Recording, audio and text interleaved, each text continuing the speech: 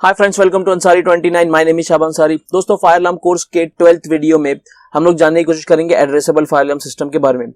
पिछले जो 11 वीडियो मैंने बनाए हैं उसमें मैंने कन्वेंशनल के बारे में जितनी भी इंफॉर्मेशन हो सकती थी मैंने आपके साथ शेयर किया है, ताकि आप जब फील्ड में काम करें या आप इंटरव्यूज दें इंडियन कंपनी या गल्फ कंपनीज में, तो आप जो है इंटरव्यू काफी अच्छे से क्रैक कर सके on the basis of conventional fire alarm system. अगर वो आपको क्वेश्चन पूछते हैं तो इस वीडियो से हम लोग शुरुआत करेंगे एड्रेसेबल फायर अलार्म सिस्टम की, और धीरे धीरे हम लोग जो है आगे बढ़ने की कोशिश करेंगे। ठीक है, तो आज के इस वीडियो में बेसिकली हम लोग बात करने वाले हैं दोस्तों कि addressable fire alarm system basically क्या होता है, डिवाइसेस कौन से देखने को मिलेंगे अगर आप एड्रेसेबल सिस्टम देखेंगे। उसके बाद हम लोग देखेंगे कि एड्रेसेबल फायर अलार्म सिस्टम जो है काम किस तरीके से करता है, इसमें वायरिंग कौन से टाइप की वायरिंग हम लोग करते हैं, और देखेंगे कि इसके यूज कहाँ है, मतलब एड्रेसेबल सिस्टम आपको कहाँ देखने को मिलेगा और कहाँ हम लोग को लगाना चाहिए बेसिकली।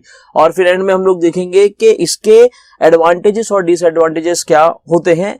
तो ये सारी चीजें हम लोग बात करेंगे। हाँ, डिटेल में मैं जो भी इसके अंदर जो टॉपिक्स है उसके डिटेल में मैं आगे जो है हर एक टॉपिक्स पर वीडियो बनाऊंगा, ताकि आपका जो कोर्स है वो बहुत ही अच्छे से कंप्लीट हो सके और आपको डिटेल जो है पूरी इंफॉर्मेशन मिल सके। तो चलो दोस्तों, बिना टाइम वेस्ट को वीडियो की शुरुआत करते हैं।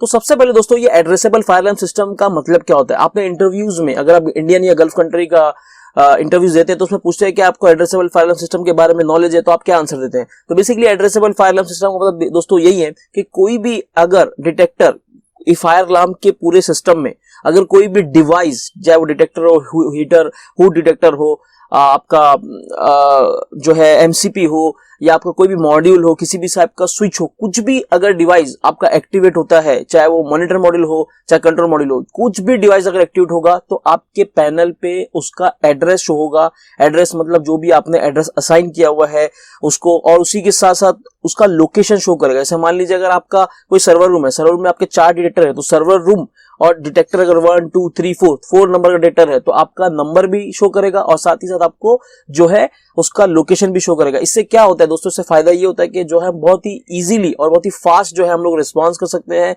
उसकी तरफ पहुंच सकते हैं, देख सकते हैं कि एक्चुअल फायर है या फॉल्स अलार्म है।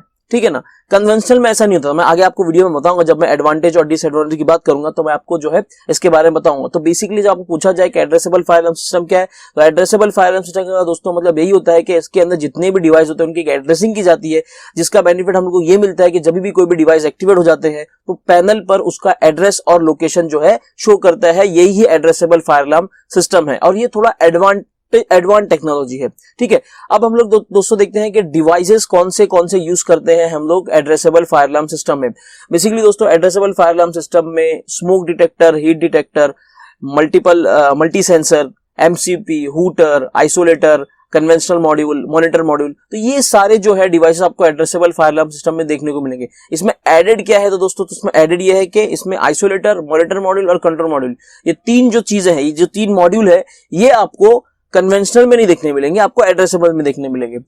ठीक है दोस्तों, अब हम लोग देखते हैं कि ये काम किस तरीके से करता है। जैसे कि मैंने आपको बताया कि काम जो है बेसिकली कैसा करता है। जैसे ये लूप है, ठीक है, ये एक मैंने आपको सामने एक डेमो बताया हुआ है कि मेरा एक जो है यहाँ पर मेरा पैनल है। ठीक है, ये मेरा फायर पैनल है, ये मेरा फायर पैनल जो है रिसेप्शन में इंस्टॉल है, और ये मेरी लूप सर्किट है। ठीक है, इसमें detector number 1, detector number 2, detector ये एमसीपी नंबर 3, डिटेक्टर नंबर 4। अब मान लीजिए इसमें ये डिटेक्टर नंबर 10, ये जो है ये डिटेक्टर मेरा जो है एक्टिवेट हो जाता है। तो ये जब एक्टिवेट होगा दोस्तों तो इससे क्या होगा, जो इसका एड्रेस है, ये एड्रेस दोस्तों यहाँ पर इस पैनल में जो है वो ऑटोमेटिकली शो करेगा कि लूप 1 डिटेक्टर नंबर जो है 10, अगर मान लेते हैं ये मेरा जो है पेंट्री एरिया का डिटेक्टर है, तो ये जो पेंट्री एरिया का डिटेक्टर है ये मेरे पैनल पर pantry area loop 1 detector number 10 ये जो है बेसिकली शो करेगा, जिससे क्या होगा कि मैं जो है फास्टली रिस्पॉन्स कर सकता हूँ, वहां पर जा सकता हूँ, चाहे वो सिक्योरिटी गार्ड हो या टेक्नीशियन हो या फैसिलिटी एग्जीक्यूटिव हो या फायर अलार्म टेक्नीशियन हो,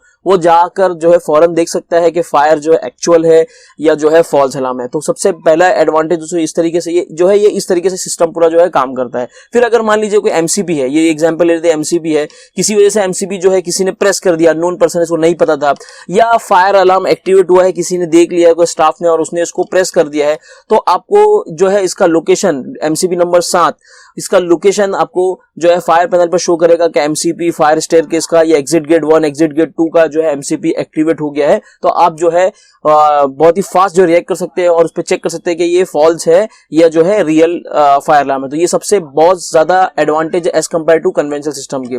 अब देखते हैं दोस्तों इसके अंदर जो वायरिंग होती है, वायरिंग क्लासेस ऑफ वायरिंग, मैंने ये तो ऑलरेडी डिटेल में जब कन्वेंशनल का बनाया था तो मैंने ऑलरेडी आप लोगों को बताया था कि इसके अंदर लूप वायरिंग यूज करते हैं। दो टाइप की वायरिंग होती है बेसिकली, एक होती है ए, ठीक है, एक होती है बी, ठीक है, क्लास ए क्लास बी। अब आपको याद कैसे करना है, इंटरव्यूज में जब आपको पूछा जाता है कि क्लास ए वायरिंग क्या होती है, क्लास बी वायरिंग क्या होती है, तो आप बहुत कंफ्यूज हो जाते हैं। तो मैंने आपको टेक्निक बताया था, ए फॉर होता है एड्रेस, तो एड्रेसेबल सिस्टम में हम लोग जो है क्लास ए वायरिंग यूज करते हैं और कन्वेंशनल सिस्टम में हम लोग क्लास बी वायरिंग यूज करते हैं। कन्वेंशनल में क्या होता है, जब जो भी वायरिंग स्टार्ट होती है वो एंड हो जाती है एंड ऑफ लाइन रजिस्टर के साथ। लेकिन क्लास ए वायरिंग में क्या होता है दोस्तों, क्लास ए वायरिंग में जो भी वायरिंग स्टार्ट होती है वो सारे फील्ड के डेटा से होते हुए रिटर्न जो है पैनल को आती है। इसी को हम लोग लूप वायरिंग भी दोस्तों बोलते हैं। अब दोस्तों हम लोग बढ़ते हैं आगे। अब हम लोग देखते हैं कि एप्लीकेशन क्या है। एप्लीकेशन का मतलब दोस्तों बेसिकली अगर कोई पूछता है आपको इंटरव्यूज में या फील्ड में कोई पूछता है कि application of fire addressable fire alarm system क्या होता है, तो बेसिकली एप्लीकेशन का मतलब दोस्तों ये होता है कि वो कहां पर यूज किया जाता है। तो एड्रेसेबल फायर अलार्म सिस्टम आप जो है बड़ी बड़ी जो बिल्डिंग्स होती है, जैसे मान लीजिए अगर आपकी मल्टी स्टोरेज बिल्डिंग है या फिर आपकी जो है वेयर हाउसेज है ना, या आपके मल्टीपल सेक्शंस है, 50,000 1 लाख स्क्वायर फीट की आपकी साइट है, इतनी बड़ी साइट है, तो वहां पर हम लोग जो इसको यूज करते हैं। एयरपोर्ट हो गया आपका, मॉल हो गया, होटल इंडस्ट्री हो गया, है ना, आपका वेयर हाउसेज हो गया, हॉस्पिटल इंडस्ट्री हो गया, तो यहाँ पर इस जो डेटा सेंटर हो गया, तो ये सारी जगह पर हम लोग क्या करते हैं दोस्तों, इस सब में एड्रेसेबल फायर अलार्म सिस्टम को यूज करते हैं। अगर आप एग्जांपल है डेटा सेंटर जो है वो काफी बड़े होते हैं, मतलब मल्टीपल उसमें फ्लोर्स होते हैं और एक एक फ्लोर आई थिंक 80,000 या 50,000 स्क्वायर फीट के जो फ्लोर्स होते हैं डेटा सेंटर के। तो डेटा सेंटर में अगर किसी फ्लोर में मान लीजिए अगर कोई डेटा एक्टिवेट हो जाता है तो बहुत ही क्रिटिकल सिचुएशन क्रिएट हो सकती है। तो वहां पर अगर आप कन्वेंशनल वगैरह यूज करेंगे तो कुछ एडवांटेज होने वाला नहीं, आप पूरा सिर्फ फ्लोर का राउंड लेते रहेंगे लेकिन आपको कभी डेटा मिलेगा नहीं। तो ये सब जगह पर हम लोग क्या करते हैं, क्रिटिकल जगह पर जहां पर प्रॉपर्टी की बहुत ज्यादा बड़ी वैल्यू है, एसेट्स बहुत ज्यादा कीमती है, हेल्थ एंड सेफ्टी तो दोस्तों है ही, लेकिन प्रॉपर्टी की भी बहुत वैल्यू है, तो वहां पर हम लोग, और बहुत ही फास्ट हम लोग को रिस्पॉन्स भी करना है, तो वहां पर हम लोग जो है एड्रेसेबल फायर अलार्म सिस्टम को यूज करते हैं। आप उसका उनको ये बहुत ही अच्छे से बता सकते हैं। अभी अगर एक मान लीजिए 10,000 स्क्वायर फीट की आपका एक ऑफिस है, ठीक है, उस ऑफिस एरिया में कन्वेंशनल सिस्टम इनफ है, वहां पर आपको एड्रेसेबल सिस्टम की जरूरत ही नहीं, क्योंकि जब भी डेटा एक्टिवेट होगा आपके मुश्किल से 10 डेटा रहेंगे, 15 डेटा रहेंगे, आप इजीली जो ट्रेस कर सकते हो, क्योंकि उसमें जोनिंग होती है, आप जोन के पास जाके देख सकते हो, या आपका सिक्योरिटी अगर ट्रेंड है तो इजीली जाके वहां पर रीच कर सकता है। लेकिन एड्रेसेबल में जो है कन्वेंशनल में अगर आप बड़े सिस्टम में जाएंगे तो वहां पर ये पॉसिबल ही नहीं है। तो इसीलिए हम लोग जो एड्रेसेबल सिस्टम, जो बड़ी बड़ी बिल्डिंग्स होती है, आपने देखेंगे मल्टीपल जो एमएनसीज कंपनीज होती है जहां पर मल्टीपल फ्लोर होते हैं, वेयर हाउसेज होते हैं, है ना, तो मॉल होते हैं, तो वहां पर हम लोग एड्रेसेबल सिस्टम का इस्तेमाल करते थे, क्योंकि जब भी कुछ भी एक्टिवेट हो जाएगा आपको बहुत डेफिनेटली इजी तरीके से आप जो है ट्रेस कर सकते हैं दोस्तों। तो चलिए दोस्तों आगे बढ़ते हैं। इसी के बाद हम लोग देखते हैं इसके एडवांटेज और जो है डिसएडवांटेज दोस्तों क्या है। तो एडवांटेज और डिसएडवांटेज का मतलब दोस्तों ये है कि अब एड्रेसेबल फायर अलार्म सिस्टम के बारे में मैंने आपको काफी कुछ बता दिया। अब आप बोलेंगे कि सर इतनी सारी चीजें बताने के बाद फिर भी इसकी कोई डिसएडवांटेज है क्या? तो दोस्तों है। पहले एडवांटेज के बारे में तो मैंने आपको भरपूर बता दिया कि आप जो है इजीली ट्रेस कर सकते हो, आप जो है फास्ट रिस्पांस कर सकते हो, आपको लोकेशन मिल जाती है, इंटीग्रेशन कर सकते हो। इस इंटीग्रेशन के तो पहले मैंने ऑलरेडी बहुत सारे वीडियोस बनाए, पर इस कोर्स में मैं इन डिटेल और आपको बताने वाले हूँ विद एप्लीकेशन के साथ। तो इंटीग्रेशन कर सकते हैं, अगर कोई सिस्टम एक्टिवेट हो गया है तो आप उसका स्टेटस ले सकते हैं। फायर अलार्म के जरिए से आप किसी और चीज को ट्रिप करवा सकते हैं। तो बहुत सारे इसके एडवांटेज है जो कि आपको कन्वेंशनल में देखने को नहीं मिलेगा। जब मैं कन्वेंशनल और एड्रेसेबल का कंपेरिजन वीडियो बनाऊंगा तो उस वीडियो में मैं आपको सारी चीजें बताने की कोशिश करूंगा।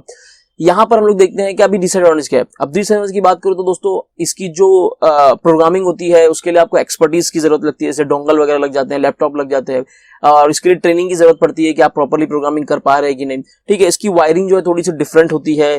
ठीक है, वायरिंग के साथ साथ इसके जो डिटेक्टर्स होते हैं उसमें एड्रेसिंग करनी पड़ती है, तो जो करके कन्वेंशनल में नहीं रहती है। और इसके साथ साथ जो है इसमें ट्रबल शूटिंग करना आसान तो होता है, लेकिन मल्टीपल लूप्स होने की वजह से थोड़ा सा चैलेंजिंग जो है क्रिएट हो सकता है अगर आप एकदम इनिशियल लेवल पे। तो ये बेसिक से तो है डिसएडवांटेज, ज्यादा कुछ डिसएडवांटेज के है नहीं दोस्तों।